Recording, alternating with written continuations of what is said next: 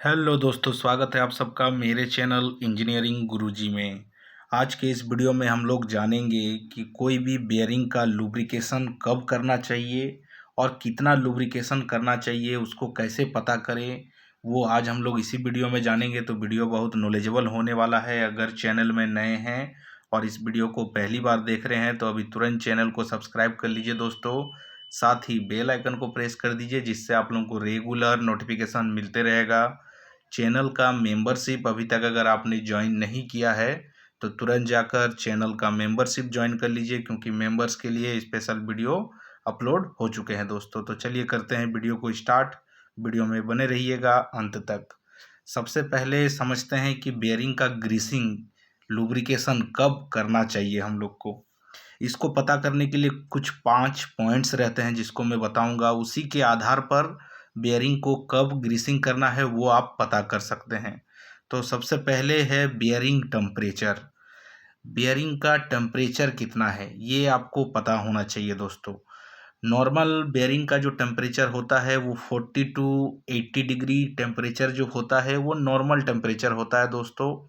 अगर जो इक्विपमेंट आपका रनिंग हो रहा है उसका टेम्परेचर 80 डिग्री से नीचे है, सोचिए 50 डिग्री है, 60 डिग्री है, तो वो नॉर्मल उसका टेम्परेचर है। तो उसको आप लोग महीने में एक बार लुब्रिकेट कर सकते हैं। बट अगर वो 80 से 90 डिग्री टेम्परेचर चल जाता है उस इक्विपमेंट का जिस पे बेयरिंग इंस्टॉल है, तो वो अलार्म कंडीशन है, उसको अलार्म कंडीशन बोला जाता है दोस्तों। उस कंडीशन में आप लोगों को 15 दिन में एक बार लुब्रिकेट करना चाहिए। लुब्रिकेट का जो फ्रीक्वेंसी है उसको कम करना पड़ेगा, क्योंकि उस बेयरिंग का टेम्परेचर बहुत ज़्यादा हो जा रहा है, हाई टेम्परेचर हो जा रहा है। साथ ही उस पर आप लोगों को हाई टेम्परेचर लुब्रिकेशन का इस्तेमाल करना पड़ेगा।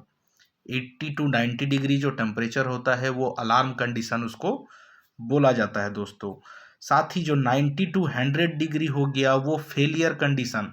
अब बेयरिंग सीज होने वाला है, अगर आप उसका मेंटेनेंस नहीं करोगे, हो सकता है बेयरिंग ख़राब हो गया है इसीलिए बहुत ज़्यादा टेम्परेचर आ रहा है, या तो इक्विपमेंट में कुछ और पार्ट्स डैमेज हो गया है जिसके वजह से बेयरिंग का टेम्परेचर हाई हो रहा है, तो उसका आप लोगों को मेंटेनेंस करना पड़ेगा। खाली लुब्रिकेशन से ठीक नहीं होगा। तो कहने का मतलब ये है कि अगर नॉर्मल टेम्परेचर होता है तो आप महीने में एक बार ग्रीसिंग कर सकते हैं। बट अलार्म अगर कंडीशन है, 80 टू 90 डिग्री टेम्परेचर है, या तो वो ज़्यादा हीटिंग एरिया में है इक्विपमेंट, जिस एरिया में वो इक्विपमेंट यूज है, जिस पे बेयरिंग इंस्टॉल है वो बहुत हीट वाले एरिया में इंस्टॉल है, वहाँ का टेम्परेचर ज़्यादा है, नॉर्मल टेम्परेचर से हाई है, वेदर टेम्परेचर से भी हाई है, तब आप लोग को क्या करना है, उसको महीने में 2 बार ग्रीसिंग करना है। अगर नॉर्मल एरिया में है, कोल्ड एरिया में है, टेम्परेचर नॉर्मल है, तो आप लोग महीने में एक बार लुब्रिकेट कर सकते हैं दोस्तों। ये पहला पॉइंट था। अब समझते हैं दूसरा पॉइंट, बेयरिंग ऑपरेटिंग आवर्स। जो भी इक्विपमेंट में बेयरिंग इंस्टॉल है वो कितना देर चलता है दिन भर में। कोई कोई इक्विपमेंट होता है जो कि 24 घंटा रनिंग होता है। इंडस्ट्रियल एरिया में आपको प्लांट वगैरह का अंदर में दिखेगा कि कोई कोई पंप होता है वो रेगुलर चलते रहता है, चौबीसों घंटा चलते रहता है। जब तक ब्रेकडाउन नहीं आएगा, शट डाउन नहीं आएगा, उस इक्विपमेंट को बंद नहीं कर सकते हैं। तो उस तरह का अगर कोई इक्विपमेंट है तो उसको आप लोगों को 15 दिन में एक बार लुब्रिकेट करना चाहिए। अगर कोई इक्विपमेंट है जो कि दिन भर में 2 घंटा चलता है, 3 घंटा चलता है, तो उस तरह के इक्विपमेंट में आप लोग महीने में एक बार ग्रीसिंग कर सकते हैं। वो आपको खुद डिसाइड करना पड़ता है दोस्तों, इक्विपमेंट के हिसाब से कि इक्विपमेंट का टेम्परेचर कितना है, इक्विपमेंट का ऑपरेटिंग आवर्स कितना है, वो आप लोगों को रीडिंग लेना पड़ता है। हर एक इक्विपमेंट का पर डे रीडिंग लेना पड़ता है, तभी आप लोगों को लुब्रिकेशन का शेड्यूल निकलता है दोस्तों। तो आप लोगों को क्या देखना है, बेयरिंग का ऑपरेटिंग आवर्स क्या है। अगर बेयरिंग रेगुलर चलता है, वो जिस इक्विपमेंट में बेयरिंग इंस्टॉल है, तो उस कंडीशन में आप लोगों को महीने में 2 बार ग्रीसिंग करना पड़ेगा दोस्तों। तीसरा पॉइंट है बेयरिंग ऑपरेटिंग स्पीड, जिसको आरपीएम बोला जाता है। कोई कोई इक्विपमेंट ऐसे होते हैं जो कि हाई आरपीएम में घूमते हैं दोस्तों, बहुत ज़्यादा आरपीएम रहता है उसका, 3200 आरपीएम, 4200 आरपीएम। और कुछ इक्विपमेंट रहते हैं जिसका नॉर्मल रहता है 700 आरपीएम, 1400 आरपीएम। तो नॉर्मल स्पीड का अगर कोई इक्विपमेंट है जिस पे बेयरिंग इंस्टॉल है, तो उस कंडीशन में आप लोग महीने में एक बार लुब्रिकेट कर सकते हैं। अगर स्पीड ज़्यादा है, हाई स्पीड इक्विपमेंट है, तब आप लोगों को महीने में 2 बार ग्रीसिंग करना चाहिए। ग्रीसिंग का फ्रीक्वेंसी को कम करना पड़ेगा दोस्तों। इक्विपमेंट का टेम्परेचर हाई हो रहा है, इक्विपमेंट ज़्यादा दिन तक चलता है, इक्विपमेंट का आरपीएम ज़्यादा होता है, तब आप लोगों को ग्रीसिंग का फ्रीक्वेंसी को कम करना पड़ता है दोस्तों। अगर ये नॉर्मल रहेगा, टेम्परेचर नॉर्मल रहेगा, ऑपरेटिंग आवर्स कम रहेगा, स्पीड कम है, तो आप लोग महीने में 1 बार ग्रीसिंग कर सकते हैं।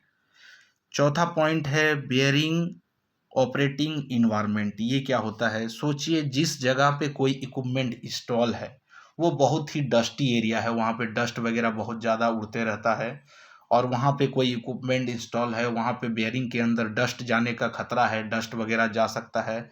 तो उस कंडीशन में भी आप लोगों को ग्रीसिंग का फ्रीक्वेंसी को कम करना पड़ेगा। अगर बहुत ज़्यादा डस्टी एरिया है, इन्वायरमेंट सही नहीं है, धूल डस्ट वगैरह उड़ते रहता है, तो उस एरिया में आप लोगों को महीने में 2 बार ग्रीसिंग करना पड़ेगा दोस्तों। अगर इन्वायरमेंट सही है, डस्ट वगैरह ज़्यादा नहीं उड़ता है, तो उस कंडीशन में आप लोग महीने में 1 बार लुब्रिकेट कर सकते हैं दोस्तों। पांचवा पॉइंट है लुब्रिकेशन क्वालिटी। जो ग्रीस आप लोग मंगा रहे हैं इक्विपमेंट में फिलअप करने के लिए, टॉपअप करने के लिए, उस ग्रीस का क्वालिटी क्या है वो आप लोगों को क्वालिटी देखकर मंगाना है। साथ ही हर एक इक्विपमेंट का एक मैनुअल रहता है जिस पे लिखा हुआ रहता है कि कौन सा कैटेगरी का ग्रीस लगेगा। ग्रीस बहुत सारे कैटेगरी के आते हैं दोस्तों, तो जो कैटेगरी का उस पर ग्रीस लगेगा वही ग्रीस आप लोगों को उस पर फिलअप करना है, टॉपअप करना है। अगर ग्रीस का क्वालिटी ख़राब होगा, सही ग्रीस आपने फिलअप नहीं किया, तो भी इक्विपमेंट का बेयरिंग डैमेज होता है और आपका जो ग्रीसिंग करने का फ़ायदा रहता है वो मिलता नहीं है। तो आप लोगों को क्या करना पड़ेगा? अगर ग्रीस का क्वालिटी सही नहीं है तो उसको सुधारना पड़ेगा, और जो क्वालिटी का ग्रीस लगेगा उसी को टॉप अप करना है। इससे क्या होगा, आप लोग महीने में भी ग्रीस कर सकते हैं, कुछ दिन नहीं भी ग्रीस करिएगा तो भी चलेगा, बट ग्रीस का क्वालिटी सही होना चाहिए दोस्तों। अब समझते हैं हम लोग कि ग्रीस कितना टॉप अप करना है, कौन से बेयरिंग में कितना ग्रीस लगेगा, ये कैसे पता करेंगे? ग्रीस तो कब टॉप अप करना है, कब ग्रीस फिलअप करना है, ये हम लोग को पता चल गया। टेम्परेचर देखना है, ऑपरेटिंग आवर्स देखना है, आरपीएम देखना है, इन्वायरमेंट देखना है। ग्रीस का क्वालिटी देखकर हम लोग को ग्रीस का कब टॉप अप करना है वो हम लोग खुद डिसाइड कर देंगे, महीने में करना है कि 15 दिन में करना है। बट अब कितना ग्रीस फिलअप करना है ये भी बहुत इंपॉर्टेंट पॉइंट है। ये हम लोग को पता चलेगा, इसका एक फॉर्मूला है दोस्तों, ग्रीस का क्वांटिटी निकालने का, जो कि आप लोगों को डिस्प्ले में दिख रहा होगा। ये फॉर्मूला रहता है जिस फॉर्मूले में क्या है, बेयरिंग का ओडी, बेयरिंग का विथ गुना करना है 0.005 के साथ।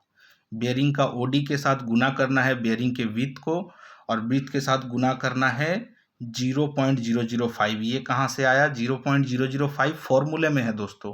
कोई सा भी बेयरिंग है उसका ओडी और विथ आप लोग ले लीजिएगा और उसको 0.005 के साथ गुना कर दीजिएगा, तो आप लोगों को कितना ग्रीस डालना है वो पता चल जाएगा। सोचिए कोई बेयरिंग का नंबर है, जैसे कि 22215 बेयरिंग है, इसका बेयरिंग का ओडी है 130 mm, बेयरिंग का विथ है 31 mm।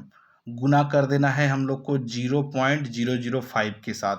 जब 130 गुना 31 कीजिएगा और उसके साथ गुना कर दीजिएगा 0.005 को, तो आ जाएगा 20.15 ग्राम। 20.15 ग्राम ग्रीस उस पे डालना है उस बेयरिंग में। तो इस तरह से आप लोगों को खुद से निकालना पड़ेगा कि कितना ग्रीसिंग करना है। बहुत ज़्यादा ग्रीसिंग करने से भी हाई टेम्परेचर हो जाता है दोस्तों बेयरिंग का, तो बेयरिंग में बहुत ज़्यादा ग्रीस भी फिलअप नहीं करना है।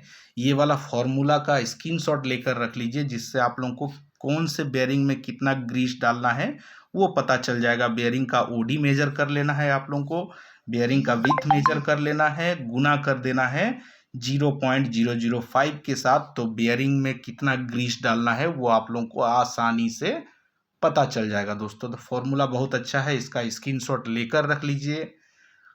वीडियो कैसा लगा कमेंट करके ज़रूर बताइएगा। अगर वीडियो पसंद आया है तो अभी तुरंत चैनल को सब्सक्राइब कर लीजिए दोस्तों। साथ ही बेल आइकन को प्रेस कर दीजिए, जिससे आप लोगों को रेगुलर नोटिफिकेशन मिलते रहेगा। चैनल का मेंबरशिप अभी तक अगर आपने ज्वाइन नहीं किया है तो तुरंत जाकर चैनल का मेंबरशिप ज्वाइन कर लीजिए। मिलते हैं नेक्स्ट वीडियो में, तब तक के लिए बाय बाय दोस्तों।